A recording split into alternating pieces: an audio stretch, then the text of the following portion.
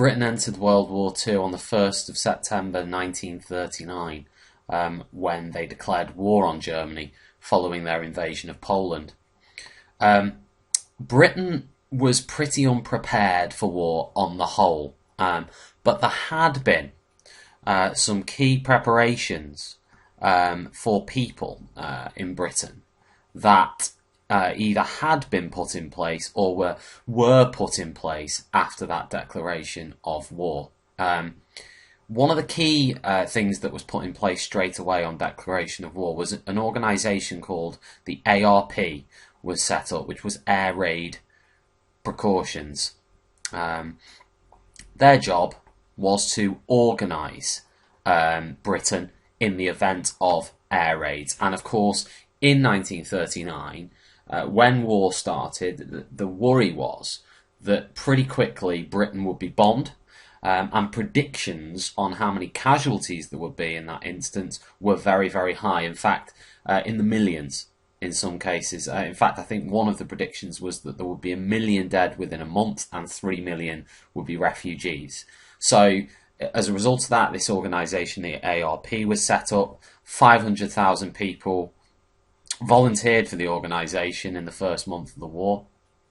And they would be siphoned off into things like being ARP wardens. And the ARP warden's job would be to organise all the emergency services, to ensure that blackouts were taking place. So they'd almost be like a blackout police. They would go around and make sure that, and shout at people if, that, for example, their windows weren't covered. They'd make sure the blackout was enforced on the streets. They would also be there to help and support people who perhaps had had their homes bombed, etc. You know, and almost a link for those people between what happens next once your home has been bombed. So it was a support organisation, but it was also there for security as well. The government also, on declaration of war, but they told people to build air raid shelters. And the first air raid shelters that they told them to build were Anderson shelters. Anderson shelters, very simple, corrugated iron, sandbags at the bottom of the garden. You would basically dig a hole in the garden. You would then place the corrugated iron, kind of creating a shed, but it was cylinder shaped. And then you would pour gravel and you put sandbags over that corrugated iron.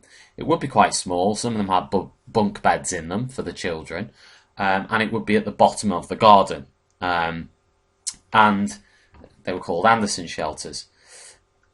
The government obviously encouraged people to on the event of an air raid, the air raid siren would sound. People in the middle of the night would have to get out of bed, go downstairs, go out into the garden and into the Anderson shelter. A fantastic film, by the way, if you want to see that in action, is Hope and Glory. It's only, I think, a couple of pounds on Amazon. And in the film, you actually see a family in London during the Blitz who actually, in the middle of the night, go into the Anderson shelter. You also, in the film, see it being built by that family. Really good, well worth a watch, particularly the first hour of that film. But the government told people to build these shelters, and especially in urban areas, and obviously lots did. So Manchester, Birmingham, London, you know, especially in the suburbs, people immediately on declaration of war started to build them. Equally, in 1938, an organisation called the British Balloon Command was set up in 1938, and one of their key jobs was to organise the distribution of barrage balloons. And barrage balloons were large blimps almost that were placed on string and held up on string above major towns and cities across the United Kingdom, but particularly in the southeast from September 1939 onwards. And the main idea behind these huge balloons was that if the Germans did launch bombing attacks, they wouldn't be able to go at low level because they wouldn't see the balloons in the dark, and they would hit them and it would be too complicated to get round them, and potentially they would crash land. They were, well, we're going to come on to the Blitz in the following tutorial, but they were actually quite effective in that way.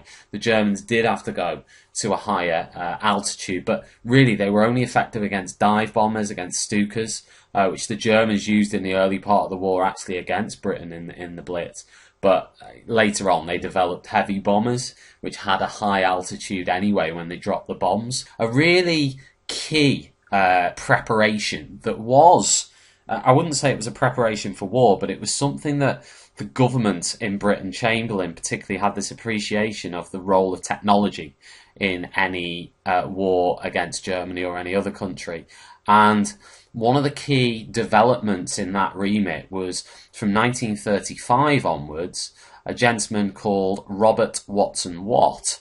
Robert Watson Watt was developing something called radar in Britain, and by 1939 he had built what was called the chain home.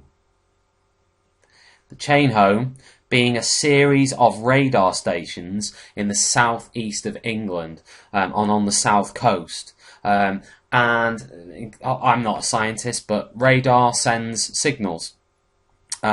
And when it hits something, it sends those signals back, which tells you the position, for example, of a German plane. It gives you time to understand when that plane's going to arrive.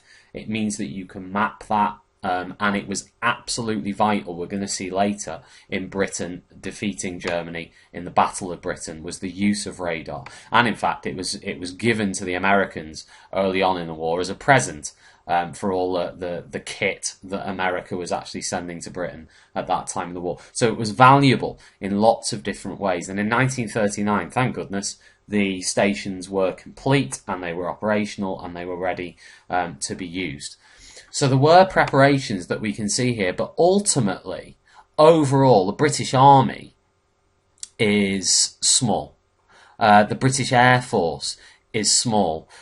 So conscription is introduced straight away in September 1939, and 1.5 million people are conscripted into the British Armed Forces. Most of those go to the Army. A smaller number go to the RAF and the Navy, who also need more personnel. So the government, even though Britain is unprepared for a war, if you imagine the German army, they've been spending a heck of a lot of money on on building up that army. Hitler's rearmament drive has made the German army particularly powerful and strong in every area, army, navy, air force. The Luftwaffe is a large organisation by this point. The RAF is small, but it does have good planes and good equipment. And we'll come on to that later when we talk about the Battle of Britain.